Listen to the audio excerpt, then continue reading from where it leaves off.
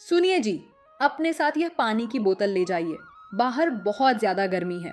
गर्मी तो है सुमन, लेकिन पानी की बोतल लेकर भी बाहर जाऊंगा तो भी पानी गर्म हो जाएगा। तुम एक काम करो, बोतल को एक कपड़े में लपेट कर मुझे दे दो। सुमन पंकज को एक कपड़े से पानी की बोतल लपेट कर देती है और उसे खाने के लिए डिब्बा बंद करके भी दे देती है। पंकज मजदूरी का काम करता था और इतनी गर्मी में मजदूरी करते हुए अक्सर उसकी हालत खराब हो जाया करती थी। इस साल तो गर्मी ने हद पार कर दी है। गर्मी इतनी ज्यादा है कि अब बर्दाश्त से बाहर होने लगी है।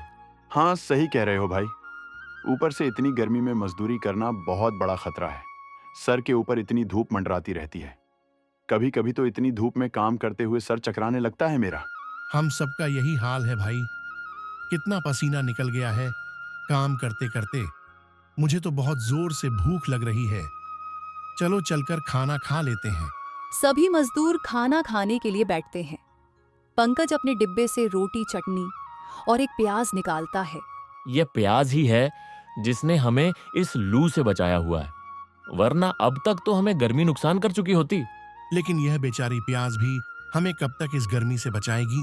काश जल्दी से बारिश आ जाए और हमें गर्मी से थोड़ी राहत मिल जाए। सभी गरीब लोग गर्मी से परेशान थे, क्योंकि ना तो उनके पास महंगे कूलर या एसी था और ना ही गर्मी से बचने के लिए उनके पास कुछ घर थे।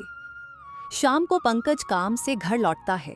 उसकी पत्नी चूल्हे के सामने बैठकर खाना बना रही होती है और पूरी तरह से पसीने से भीगी हुई होती है। अरे अरे अरे, कितना पसीना आया है तुम्हें।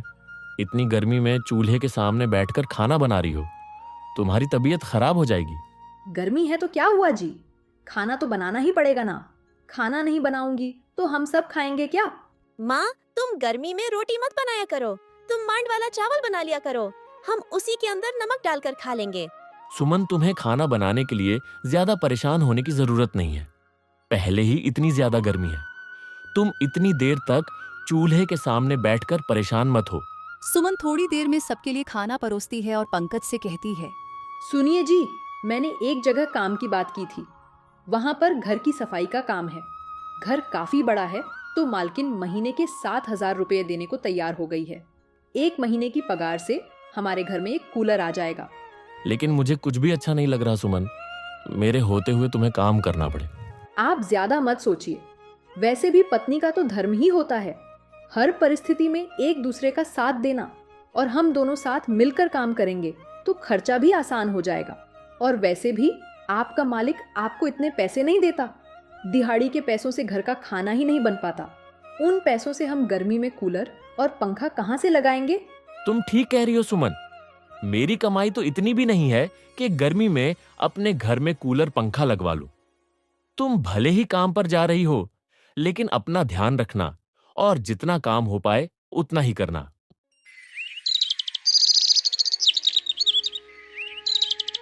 अगले दिन से सुमन मालकिन के घर काम करना शुरू कर देती है। उनका घर बहुत बड़ा था। वे बहुत अमीर थे।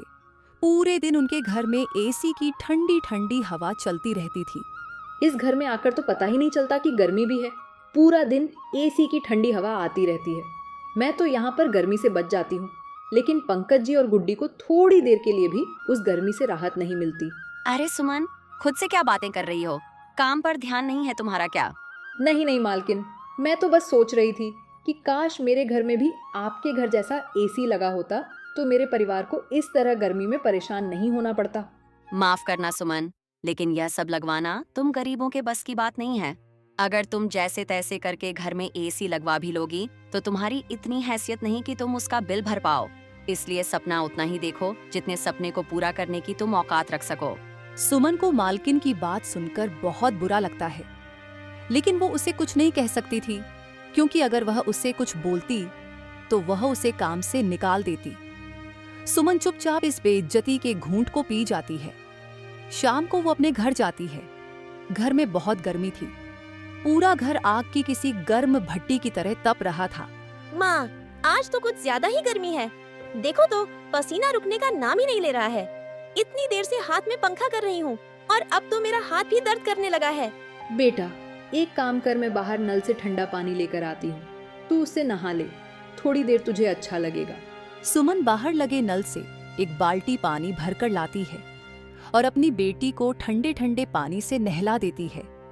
उसे थोड़ा सुकून मिलता है, लेकिन थोड़ी देर बाद फिर से पूरी तरह पसीने से वो भीग जाती है। नहाकर थोड़ा अच्छा लग रहा था, लेकिन फिर से सब पसीना पसीना हो गया। पिताजी से बोलो ना, कोई पुराना पंखा खरीद कर ले आए। अच्छा ठीक है, मैं उनसे बात करती हूँ। अगर पैसे हुए तो वे कोई पुराना पंखा खरीद कर ले आएंगे। पंकज जैसे ही घर आता है तो सुमन उससे इस बारे में बात करती है। देखिए, अभी पैसे आने में पूरा 1 महीना लग जाएगा, लेकिन 1 महीने तक हम इस भीषण गर्मी में नहीं रह सकते हैं। एक काम कीजिए, आप कहीं से सेकंड हैंड पंखा लेकर आ जाइए जो थोड़ा सस्ता मिल जाए। अरे इस तरह का सेकंड हैंड पंखा कहाँ मिलेगा?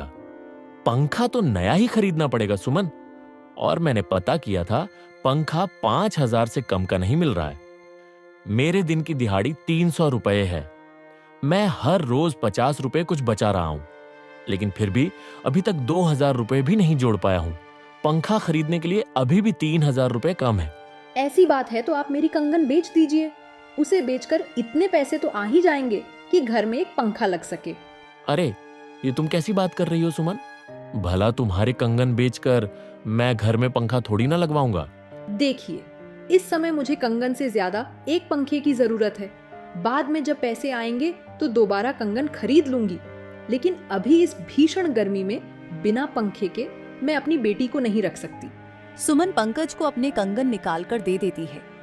पंकज वो कंगन सुनार की दुकान पर जाकर बेच देता है।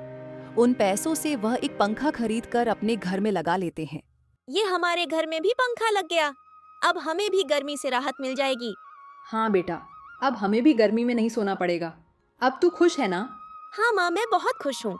घर में पंखा लगने से उन लोगों को काफी राहत मिलती है, लेकिन उनकी मुश्किलें अभी भी खत्म नहीं हुई थी। एक मुश्किल खत्म हुई तो दूसरी मुश्किल ने आकर घेर लिया। भाई, हम लोगों का घर अब खतरे में है। तुम जानते ही हो कि वह जमीन किसी के नाम पर नहीं है। वह जमीन खाली थी तो गरीब लोगों ने वहां पर अपनी बस्ती बसा ली थी। लेकिन अब वह जमीन एक बिल्डर ने खरीद ली है और वहां पर अब वह फ्लैट बनाना चाहता है। क्या? लेकिन उमेश भाई, ऐसा कैसे हो गया? हम गरीब लोगों के लिए सरकार को कुछ तो करना चाहिए। क्या बोले पंकज भैया? अगर वह जमीन हमारे नाम पर होती तो कोई दिक्कत ही नहीं होती, लेकिन उसकी रजिस्ट्री हम लोगों के नाम पर नहीं है, इसलिए हम कुछ नहीं कर सकते। पंकज ये बात सुनकर तनाव में आ जाता है। जब वो घर आता है तो उसकी परेशानी देखकर सुमन उसकी वजह पूछती है। पंकज उससे सारी बातें बताता है। हे भगवान, अगर ऐसा हो गया तो बहुत बुरा हो जाएगा। इतनी गर्मी में हम लोग कहाँ जाएंगे? वही सोच सोच कर तो मेरा सिर फटा जा रहा है सुमन। एक तो वैसे ही इतनी गर्मी है, और अगर इतनी गर्मी में हमें हमारे घर से बेदखल कर दिया गया तो तुम दोनों को लेकर कहाँ भटकूंगा। इसी तरह 5-6 दिन बीत जाते हैं। तभी एक दिन कुछ गुंडे उनकी बस्ती में घुस जाते हैं और उन सबको एक नोटिस देते हैं। ये क्या है भैया? ये किस चीज का नोटिस है? अब यहाँ पर बस्ती खाली होने वाली है। हमारे बिल्डर साहब अपना प्रोजेक्ट बनाने वाले हैं। जितनी जल्दी हो सके ये बस्ती खाली कर दीजिए। लेकिन भैया, ये बस्ती ही तो हमारे रहने का ठिकाना है। अगर आपके बिल्डर साहब यहाँ पर प्रोजेक्ट बनाना चाहते हैं तो हमें रहने के लिए कोई जगह दे दीजिए। इतनी गर्मी में हम लोग अपने परिवार के साथ कहाँ जाएंगे? अरे बहन जी, जमीन किसी के नाम पर नहीं है और ना ही बिल्डर साहब जबरदस्ती आपसे हथिया रहे हैं। उन्होंने तो जमीन को खरीदा है और अब आपको यह जमीन खाली करनी ही पड़ेगी। अगर सीधे तरीके से जमीन खाली नहीं हुई तो फिर हमें टेढ़े तरीके भी आते हैं। बिल्डर अपने आदमियों से कहकर पूरी बस्ती खाली करवा देता है। बस्ती के सभी गरीब लोग भरी गर्मी में सड़क पर आ जाते हैं। पापा, बहुत गर्मी लग रही है। हम लोग अब कहाँ जाएंगे? इतनी गर्मी में कहाँ रहेंगे? उन लोगों ने तो हमारा पंखा भी उतार फेंक दिया। तुम चिंता मत करो बेटा, हम कुछ ना कुछ बंदोबस्त कर ही लेंगे। हम मंदिर चलते हैं, थोड़ी देर वहां बैठेंगे तो अच्छा लगेगा। बस्ती के लोग पास के मंदिर में जाकर बैठ जाते हैं, लेकिन रात को मंदिर के कपाट भी बंद हो जाते हैं। वे मंदिर के बाहर ही चादर बिछाकर लेट जाते हैं। पता नहीं हम पर इतना बुरा समय क्यों आया है। इस गर्मी में हमें हमारे घर से निकाल दिया गया, रहने को कोई जगह भी नहीं है। मुझे माफ कर दो सुमन, मैंने तुम्हारे पिता से वादा किया था कि कभी तुम्हें कोई तकलीफ नहीं होने दूंगा। आज मेरे पास तुम्हारा सर ढकने के लिए छत भी नहीं है। क्या हम मेरे माता पिता के घर चल सकते हैं? कम से कम वहां पर हमें सर ढकने को छत तो मिल जाएगी। पंकज बहुत ही मायूस हो जाता है। रात को ही वो लोग सुमन के घर के लिए निकल जाते हैं। सुबह लगभग 6 बजे वो अपने मायके पहुंच जाती है। वो देखती है कि उसके माता पिता घर के बाहर चादर डालकर सो रहे हैं। अरे माँ और पिताजी घर के बाहर इस तरह चादर डालकर क्यों सो रहे हैं? देखो तो कितने सारे मच्छर उन्हें काट रहे हैं। सुमन अपने माता पिता के पास जाती है और उन्हें जगाती है। उसके माता पिता की आंख खुलती है तो कुसुम को देखकर वो हैरान रह जाते हैं। अरे सुमन, तू यहाँ पर इस समय क्या कर रही है बेटा? सब कुछ ठीक तो है ना? जमाई जी और बिट्टू भी यहाँ पर। सच सच बताइए, कुछ हुआ तो नहीं है ना? नहीं माँ, कुछ भी नहीं हुआ। हम तो बस यहाँ पर तुमसे मिलने के लिए आए थे। लेकिन तुम इस तरह घर के बाहर चादर बिछाकर क्यों सो रहे हो? देखो, मच्छरों ने काट काट कर तुम्हारा क्या हाल बना दिया है। तुम घर के अंदर जाकर क्यों नहीं सोते? क्या बताऊं बेटा, कोई घर में घुसने ही नहीं देता, तो घर के अंदर जाकर कैसे सो पाए? इतने में ही सुमन के पिताजी की आंख खुलती है और वह भी उन्हें अपने सामने देखकर चौंक जाते हैं। इस बात का भला क्या मतलब है माँ कि तुम्हें कोई घर के अंदर घुसने नहीं देता? क्या भाभी तुम्हारे साथ बुरा व्यवहार करती है? उन लोगों की बात की आवाज से सुमन के भैया भाभी भी बाहर निकल कर आते हैं। क्यों सुबह सुबह यहाँ पर हल्ला मचाया हुआ है? एक तो वैसे ही हम लोगों की नींद पूरी नहीं होती, ऊपर से सुबह सुबह कचर कचर आवाज लगा रखी है। आवाज को छोड़िए भाभी, आप ये बताइए कि आपने क्या हाल कर रखा है यहाँ? माँ, पिताजी इस तरह से घर के बाहर क्यों सो रहे हैं? तो क्या इन्हें घर के अंदर सुलाऊं? यह घर मेरा और तुम्हारे भैया का है। हम लोगों का जिसे यहाँ रखने का मन होगा हम उसे रखेंगे। तुम हमें बोलने वाली कौन होती हो? क्या तुमने अपनी कमाई का हिस्सा इस घर में लगाया है? भले ही मैंने अपनी कमाई का हिस्सा इस घर को बनाने के लिए नहीं लगाया, लेकिन मेरे माता पिता ने अपने जीवन भर की पूंजी इस घर को बनाने में लगाई है। आप उन्हें इस तरह से घर से बाहर नहीं निकाल सकते। अरे जाओ जाओ बड़ी आई। सुमन की बातें सुनकर उसके भैया भाभी दरवाजा पटककर अंदर चले जाते हैं। तभी सुमन अपनी माँ से कहती है, इन लोगों को कुछ भी कहने का कोई फायदा नहीं है। बेटी, हम ही बेवकूफ थे जो अपना सब कुछ उनके नाम कर दिया, और इन्हें जैसे ही सब कुछ मिला तो इन्होंने हमें अपने रंग दिखाना शुरू कर दिया। आज हम अपने ही घर के बाहर आ गए। इतनी गर्मी में हमें थोड़ी देर घर में बैठने भी नहीं देते, और तेरे पिताजी खेत में काम करके थोड़े पैसे जुटाते हैं, और बाहर हम चूल्हे में खाना बनाकर उसे ही खाकर यहीं सो जाते हैं। अपने माता पिता की ऐसी हालत देखकर सुमन को बहुत दुख होता है। वो कहती है, आप लोगों के साथ इतना सब हो गया और आपने मुझे बताना भी जरूरी नहीं समझा। मैं अब आपकी एक भी बात नहीं सुनूंगी, आपको यहाँ भी नहीं रहने दूंगी। चलिए आप हमारे साथ। लेकिन सुमन, हम लोगों के पास तो खुद ही रहने के लिए जगह नहीं है, तो हम तुम्हारे माता पिता को कहाँ रखेंगे? यहाँ पर कम से कम उनके पास रहने को एक छोटी सी जगह तो है रहने के लिए। ऐसी जगह तो हमें कहीं भी मिल जाएगी, चाहे हमें रोड पर रहना पड़े, लेकिन मैं अपने माता पिता को इन लोगों के साथ नहीं छोड़ सकती। सुमन अपने माता पिता को लेकर वापस अपने गांव की तरफ आ जाती है। बस्ती के सब लोग भी रहने के लिए जगह ढूंढ रहे थे। तभी बिट्टू कहती है, क्या हम सब लोग जंगल में जाकर रह सकते हैं? वहाँ पर हम लोग अपनी अपनी झोपड़ी बना लेंगे और वहाँ से कोई भी हमें बाहर नहीं निकाल पाएगा। नहीं बेटा, हम लोग जंगल में जाकर नहीं रह सकते। जंगल में जंगली जानवर होते हैं और उनसे हमें खतरा हो सकता है। हमें कोई और रास्ता ढूंढना होगा। अगर हम लोगों के पास खूब सारे पैसे होते तो हमें इतना सोचना ही नहीं पड़ता। हम लोग भी अपना घर खरीदते और खुशी खुशी वहां रहते। हम लोगों के नसीब में इतना पैसा कहाँ है? भाई, हम मजदूर जितने पैसे कमाते हैं उतने पैसों के हिसाब से तो पूरी जिंदगी काम करके भी एक घर नहीं खरीद पाएंगे। उमेश अंकल, मैंने अपने स्कूल में कहानी पढ़ी थी कि एकता में बहुत बल होता है। जब सब लोग साथ मिलकर कोई काम करते हैं तो काम आसान हो जाता है। क्या हम लोग साथ मिलकर कुछ ऐसा नहीं कर सकते जिससे हमारी परेशानी हल हो जाए? तुमने बहुत ही अच्छी बात कही है बेटी। क्यों ना हम लोग इस मजदूरी के अलावा कुछ और काम शुरू करें जिससे हमें मुनाफा ज्यादा हो और काम भी वह करना पड़े जिसमें ज्यादा आमदनी हो।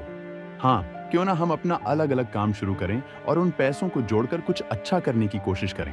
मैं नींबू शरबत बहुत अच्छा बनाती हूँ, तो गर्मी में नींबू शरबत बनाकर बेच सकती हूँ। और मेरी पत्नी आम रस बहुत अच्छा बनाती है, तो हम भी आम रस बनाकर बेच सकते हैं। सभी बस्ती वाले लोग रोड की तरफ अपने अपने तंबू लगा लेते हैं। और छोटे से ही सही मगर अपना काम शुरू करते हैं। गर्मी होने की वजह से नींबू शरबत और आम रस को लोग बड़े ही चाव से खरीदते हैं। यह तो कमाल हो गया सुमन। 100 रुपए के नींबू से हमने 1000 रुपए का शरबत बनाकर बेच दिया। सोचो, अगर कल हम 1000 रुपए का नींबू लेकर आएंगे तो आमदनी सीधी 10 गुना होगी। अगले दिन पंकज 2000 के नींबू खरीद लाता है और वह सभी लोग ठेले के साथ साथ रेड लाइट पर जाकर भी गाड़ियों में बैठे लोगों को नींबू शरबत पिलाते हैं और आम रस भी बेचते हैं। तभी एक दिन YouTube पर वीडियो बनाने वाला एक लड़का गौरव बिट्टू को धूप में नींबू शरबत बेचते हुए देखता है। वो उसके पास जाकर उसके हालात के बारे में पूछता है तो बिट्टू उसे सारी बातें बताती है। ये तो तुम्हारे साथ बहुत गलत हुआ बेटा, लेकिन तुम चिंता मत करो, मैं कुछ करने की कोशिश करता हूँ। गौरव उन सबकी वीडियो बनाता है और दिखाता है कि कैसे उस बिल्डर की वजह से लोग इतनी गर्मी में किस तरह परेशान हो रहे हैं। तभी कार्रवाई के लिए कुछ लोग वहां पर आ जाते हैं। हम लोगों को आपके बारे में पता चला कि कैसे उस बिल्डर ने आप लोगों को आपकी बस्ती से निकाल दिया। भले ही आप लोगों के पास उस जमीन की रजिस्ट्री नहीं है, लेकिन वह सरकारी जमीन है। वहां पर गैर कानूनी तरीके से काम किया गया है, इसीलिए बिल्डर पर कार्रवाई की जाएगी और आप लोगों के रहने की व्यवस्था भी वहीं की जाएगी। अधिकारी उन सब की यह बात सुनकर उनको वहां से ले जाता है। बस्ती के गरीब लोगों के लिए सरकार एक एक कमरे के छोटे छोटे फ्लैट उन्हें दे देती है, जहां पर ज्यादा सुख सुविधा तो नहीं थी, लेकिन उन लोगों के पास गर्मी सर्दी से बचने के लिए सर पर एक छत हो गई थी, जिसके बाद बिल्डर पर बहुत सख्त कार्रवाई की जाती है। सरकार का बहुत बहुत धन्यवाद, जो उन्होंने हमारी परेशानी को समझा और हमें सर छुपाने को इतना अच्छा घर दिया। ये सब उस भैया की वजह से हुआ है पापा। उन्हीं ने सरकार तक हमारी बात को पहुंचाया है। अगर वह हमारी मदद नहीं करते तो हम लोगों को आज भी इतनी गर्मी में सड़क पर ही रहना पड़ता। सभी बस्ती के लोग उस यूट्यूबर गौरव का बहुत बहुत धन्यवाद करते हैं, लेकिन इस गर्मी के चलते उन्हें एक अच्छा काम करने को मिल गया था, जो था नींबू शरबत और आम रस बेचने का काम। वह अब अपने इसी काम को आगे बढ़ाते हैं और अगली गर्मियों तक अपने घरों में सुख सुविधाएं कर लेते हैं। उन सबके घरों में अब एसी, कूलर सब कुछ था। कुछ सालों बाद उनके पास अच्छे खासे पैसे आ गए, तो उन्होंने अपने अपने अलग घर कर लिए और वो घर उन लोगों ने गरीब लोगों को दे दिया, ताकि उन्हें भरी गर्मी में इस तरह बेघर ना रहना पड़े और उन पर गर्मी का कहर भी ना बरसे।